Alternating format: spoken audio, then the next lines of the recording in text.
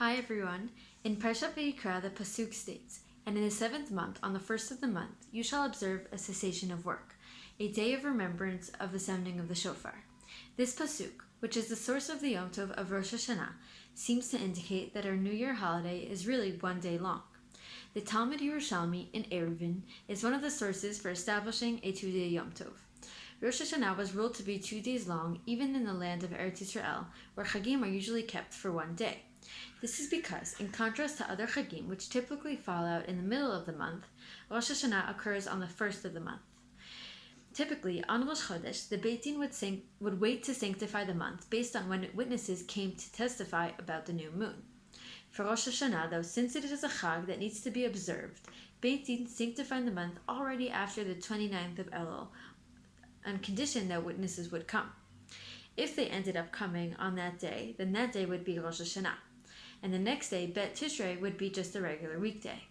If they didn't end up coming, that they would sanctify the next day as Rosh Hashanah, and retroactively the day before would be a regular weekday.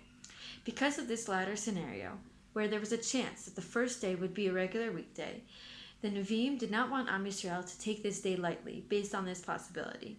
They wanted everyone to take each day that Rosh Hashanah had a chance to fall on with seriousness and reverence, and so they instituted that both days would automatically be Rosh Hashanah. According to this line of reasoning, the idea that Rosh Hashanah is a 2-day holiday seems to be technical, almost b'diavad. The leaders in a previous generation simply didn't want to take chances when it came to Rosh Hashanah, and so they enacted 2 days of Yom Tov. However, there may be an additional way to understand this 2-day Yom Tov. Bereshit Rabbah quotes, "Torah kadma la'olam." The Torah that we keep was created and instituted long before the world was ever created. Although certain mitzvot in areas of Jewish practice result from specific needs and instances, we believe that Hashem thought of and created everything that would exist before the world itself was actually created. Hashem then kept all these creations in the Olamot Elyonim until the proper time for each thing arrived to be revealed and brought down into this world. Rav Dessler explains further that even the things that we do that are based on Takanot Chazal, because of technical reasons, in other words, b'diavad situations, have internal meaning that stem from deep, unknown parts of the Torah, Omek Sitrei HaTorah. This means that even if it seems that decisions were made by certain people in history, we assume Hashem has his own reason for it as well. Hashem rules the world on a spiritual uplifted plane that manifests itself despite natural occurrences and free will of people's actions. Therefore, perhaps we can find deeper meaning in the occurrences and phenomena that seem on the surface to be technical.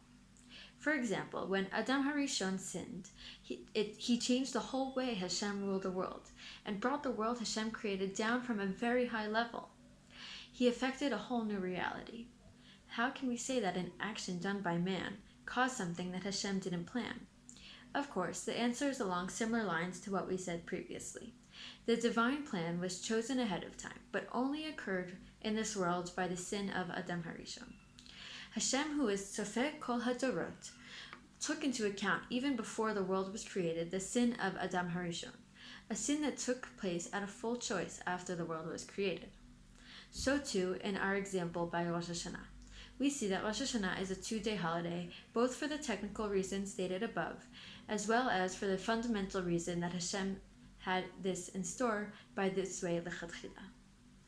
Many commentators give explanations for this spiritual inherent significance of Rosh Hashanah being a 2-day holiday. The Netivot Shalom explains that Bereshit stands for Bet Reshit. The new year starts with the 2 most fundamental characteristics, Ahava, love, and Yirah, fear. The Kabbalat Ol Malchut Shamayim on Rosh Hashanah is done with these 2 midot. The first day with Ahava and the second day with Yirah. The Ikar of the Avodah of Rosh Hashanah is Dvekut B'Hashem, and the Ikar of Dvekut B'Hashem is with these 2 midot. The midah of Ahava connects the one who loves to the one who is loved. The midah of Yirah, although on the surface appears as though it would cause distance, in reality leads to Dvekut and Hitbatlut. May this Rosh Hashanah be filled with the emunah to know that Hashem is Melech over the entire world and has a hand in everything that happens in history. all with a proper Avat Shamayim and Yirat Shamayim, towards everything HaKadosh Baruch Hu does. K'tiva v'chatima tova.